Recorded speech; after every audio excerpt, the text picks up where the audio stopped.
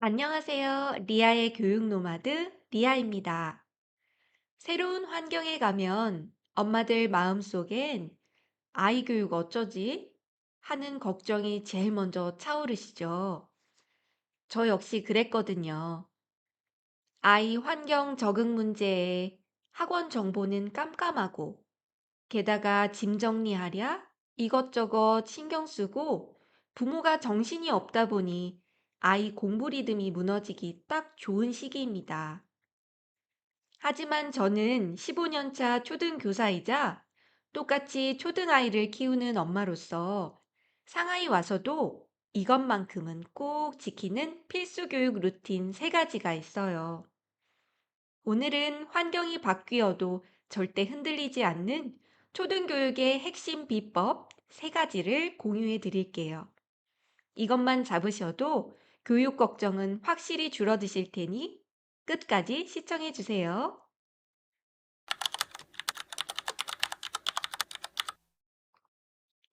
첫 번째 핵심은요, 공부 양보다 공부 리듬을 사수하는 것입니다.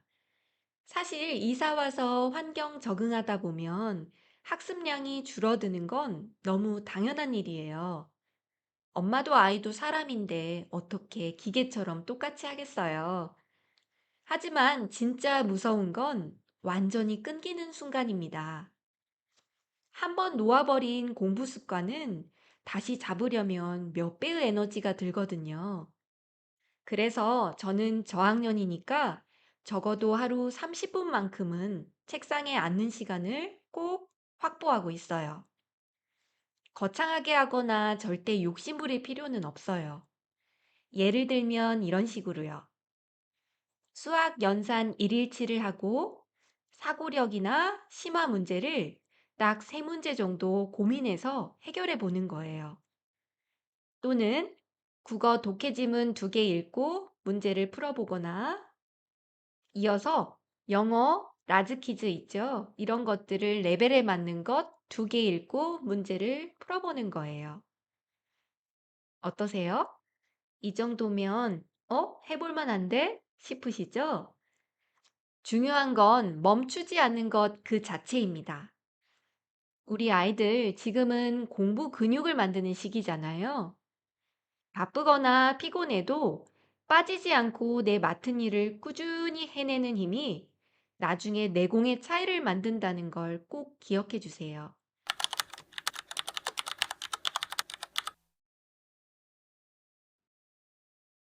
두 번째는 아이의 사고력을 지탱해 줄 한국어 독서의 끈을 놓지 않는 것입니다. 초등 저학년 땐 바짝 영어에 집중하고 그 이후 수학을 달려야 한다고들 합니다. 그게 요즘 학군지 트렌드죠. 그러다 보니 급한 마음에 국어보다 영어에 더 몰입되어 있는 경우들이 많아요. 물론 영어도 매우 중요합니다. 하지만 저는 이 시기 아이에게 가장 필요한 건 생각을 담는 그릇인 모국어 사고력이라고 확신해요. 사실 전 이번에 상하이로 오면서 짐을 대폭 줄여야 했거든요. 해외 이사 비용이 만만치 않다 보니 눈물을 머금고 책들을 정리해야 했어요. 그러다 보니 한국에서 가져온 책은 정말 손에 꼽을 정도였죠. 그런데 어느 날 거실 소파에서 아이가 그 몇 권 안 되는 어린 왕자를 읽고 있는 거예요. 한국에선 계속 꽂아두어도 쳐다보지 않던 어린 왕자를 여기 오니까 스스로 꺼내보더라고요. 이게 웬일이야. 읽을 책이 없으니 저거라도 읽는구나 싶었죠. 그래서 제가 상하이 도착해서 냄비보다 먼저 산 게 뭔지 아세요?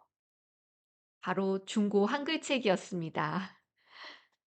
한글책 구할 곳이 없어서 고민하던 찰나에 마침 이곳 맘카페에 올라온 책을 발견하고 눈이 번쩍 뜨여서 연락을 드렸죠.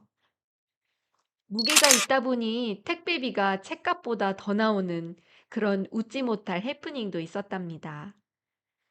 하지만 그렇게라도 모아서 아이 방에 작은 한글 책방 코너를 만들어주니 아이도 매우 좋아했어요. 꼭 아이 손 닿는 곳곳에 한글책을 마구마구 놓아주세요. 거창한 독서 교육이 아니어도 좋아요. 저는 매일 잠들기 전 30분 정도 아이가 원하는 책을 직접 골라서 읽도록 하는데요. 대신 가끔씩은 허용하지만 만화책은 대부분 제한하는 편입니다. 한국에서 하던 습관을 상하이에서도 그대로 이어가는 것. 이 루틴의 연속성이 낯선 환경에서 아이가 심리적 안정감을 찾고 사고력을 키우는 최고의 비결입니다.